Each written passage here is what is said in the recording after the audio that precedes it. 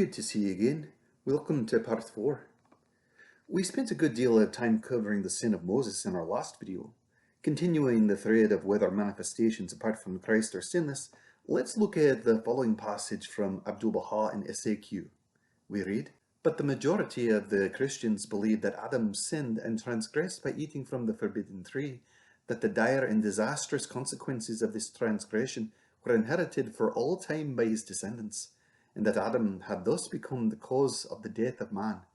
This explanation is irrational and clearly mistaken, for it implies that all men, even the prophets and messengers of God, through no fault or sin of their own, and for no other reason than their descent from Adam, became guilty sinners and suffered the torments of hell until the day of Christ's sacrifice. This would be far from the justice of God. If Adam was a sinner, what was the sin of Abraham? What was the fault of Isaac and of Joseph? What was the transgression of Moses?" Now, let's go over some of those mentioned. But again, we already covered Moses a good deal, so I won't be redundant on that count. Abraham. Despite his incredible faith and obedience, Abraham was also a deceiver, cowardly, and at times lacked faith in God to protect him. In Genesis chapter 12, starting at verse 11, we read, "And it came to pass, when he was come near to enter into Egypt, that he said unto Sarai his wife, Behold now, I know that thou art a fair woman to look upon. Therefore it shall come to pass, that when the Egyptians shall see thee, that they shall say, This is his wife, and they will kill me, but they will save thee alive. Say, I pray thee, thou art my sister, that it may be well with me for thy sake, and my soul shall live because of thee. And it came to pass that, when Abram was come into Egypt, the Egyptians beheld the woman that she was very fair. The princes also of Pharaoh saw her, and commended her before Pharaoh. And the woman was taken into Pharaoh's house. And he entreated Abraham well for her sake. And he had sheep and oxen, and he asses, and men servants, and maid servants, and she asses, and camels. And the Lord plagued Pharaoh and his house with great plagues because of Sarai, Abram's wife. And Pharaoh called Abram and said, What is this thou hast done unto me? Why didst thou not tell me that she was thy wife? Why saidst thou, She is my sister? So I might have taken her to me to wife. Now therefore behold thy wife, take her, and go thy way." In another instance, Abraham deceived others about his wife again. In Genesis chapter 20, beginning at verse 2, "And Abraham said of Sarah his wife, She is my sister. And Abimelech king of Gerar sent and took Sarah. But God came to Abimelech in a dream by night, and said to him, Behold, thou art but a dead man, for the woman which thou hast taken, she is a man's wife. But Abimelech had not come near her. And he said, Lord, wilt thou slay also a righteous nation?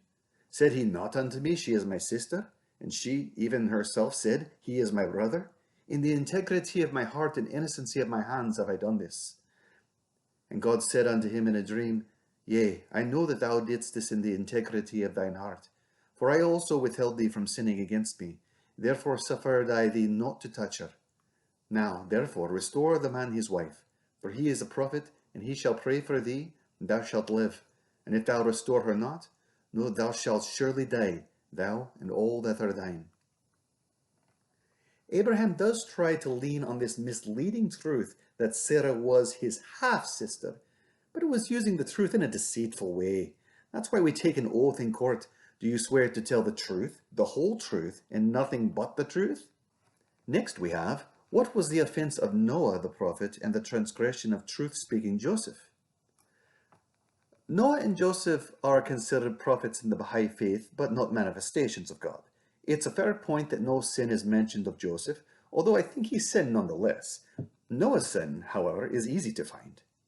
In Genesis chapter 9, verse 20, we read, "And Noah began to be a husbandman, and he was planted a vineyard, and he drank of the wine, he was drunken, and he was uncovered within his tent." Noah wasn't just a bit tipsy or buzzed, but passed out naked and drunk.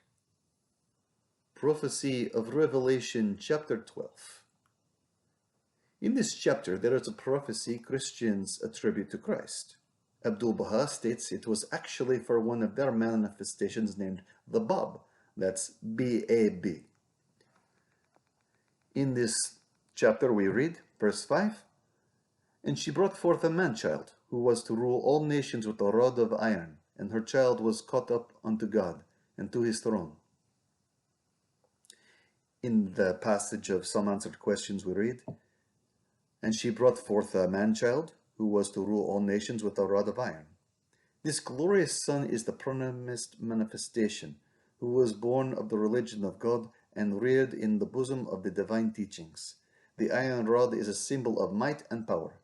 It is not a sword, and means that he will shepherd all the nations of the earth by virtue of his divine might and power. And by this Son is meant the Bab. In what way did the Bab rule all nations with a rod of iron? Even if we assume he was venerated by everyone he met and heard about him, that still leaves the vast majority of the world that did not meet nor learn of the Bab. Did the world not continue on in much of its wickedness? What observable changes did this reign of the Bab over all nations include? Until next time.